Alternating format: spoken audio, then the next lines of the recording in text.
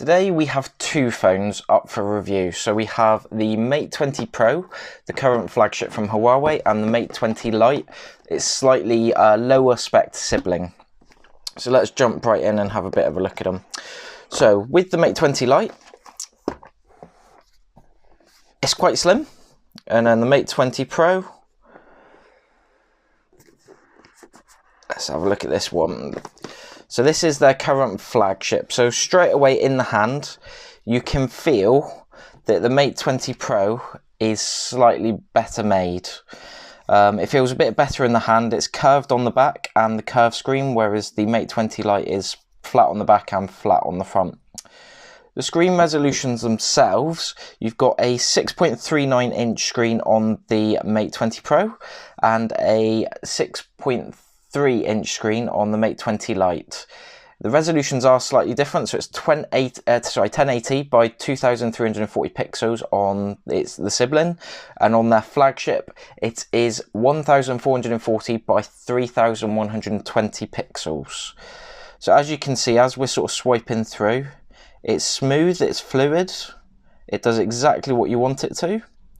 And you may be asking why one's got the fingerprint sensor on the back and then the other one hasn't.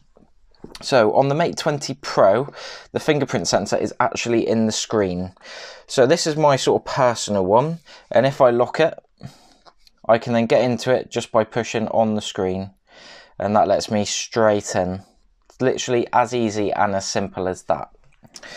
With the sort of cameras themselves, on the Mate 20 Pro you have the triple Leica lens along with the flash as well. So with this one you have a 40 megapixel, a 20 megapixel and an 8 megapixel wide angle lens. What that means is the usual picture you get is this, and with the wide angle it opens it up so much more, so it allows you to get so much more detail in. You can't do that at the full 40 megapixels unfortunately, but the photos you can get are still absolutely outstanding. Really good, really stunning photos. With the different phones, they do come with the two different RAMs as well. So on the Mate 20 Pro, you have 6 gig of RAM. On the Mate 20 Lite, you have 4 gig of RAM. That is still more than plenty for most people with most multitasking options. On the Mate 20 Lite as well, you have 64 gig of storage. On the Mate 20 Pro, you have 128 gig, and it is also expandable on the Mate 20 Lite via micro SD card, and on the Mate 20 Pro, it's expandable via nano SD card. Nano SD cards, as they are new tech, they are still very expensive. Best place to buy those is wherever you want to, essentially. They're still very new, and there are a lot of fakes starting to come out because of it as well.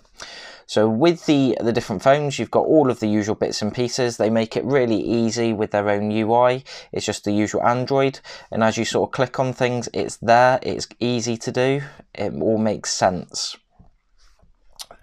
The thing I bet you're waiting for is to see what the photo quality is like. So these are a few photos that I've taken on mine. So the quality of them are absolutely fantastic. So this was while I was waiting for a bus one day, and you can literally see the quality of that. But the great thing is you can actually zoom right in. So I took that using just the normal mode, no special skills, no nothing, and it's absolutely fantastic. What you can also do now, as of the latest update, is you can actually do a macro mode. So all of the different modes are along the bottom. So you've got your aperture, night, portrait, photo, video, pro mode, so you can change all of the settings, and you've then got all of these extra bits and pieces on it. The super macro mode means, for example, with your finger, you can get very close up to it and it will still be in focus. But then what you can also do is then zoom right in. So if I go on to 3 times, that is absolutely outstanding picture quality for something that is so close to it. The photos you get from it are absolutely amazing, and it records in obviously the 4K detail, which means that you can record in outstanding quality as well. The phones themselves are great, and although when you get them they are very quick, they do usually slow down. With the Huawei's, they do not slow down. So this is once again my personal one. I have literally hundreds and hundreds of apps on it, and as you can see, it's still as fluid as the day that it came out. So it really is as simple as that. It all just works, and it makes it really, really easy to do. Phones themselves do have quite a big difference in the price though. So with the Mate 20 Lite, because it's only got the dual camera on the back and it's not the Leica lens, whereas on the Mate 20 Pro it is the Leica lens, this one retails, the flagship, for £900. The Mate 20 Lite retails for around about £300. So there is a huge difference, but it's not just down to the camera. If you don't want the camera, that's fine. It's also down to things such as the processor. So you've got the latest high silicon chip in this one, which means that it's 40% more power efficient than the previous generation. You've also got live video editing as well. So you can actually do things. So if I load it up here and go into the video, I can then set it to do AI color. So as you can see on here, everything is now black and white. And if I put my hand in front of it, it then changes automatically to be in colour. It's the only phone on the market that uses a dedicated processing chip to do this, and it means literally it's fantastic in terms of capturing people, capturing different things when you're out and about. It just means it makes it so much easier rather than having to then post-edit it and then just make one person in colour.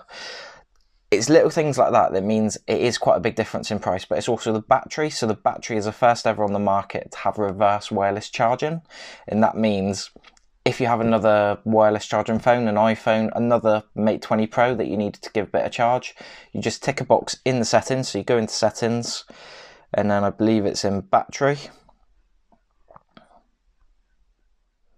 and then you've got the usual performance modes, all of those. And you've also got reverse wireless charging.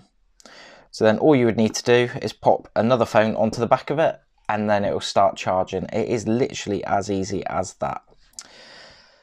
The phones themselves are absolutely fantastic. And if you need a new phone, I'd recommend going for, if you want the flagship, the Mate 20 Pro. It was voted the best phone of last year by loads of various magazines, Tech Radar, all of those.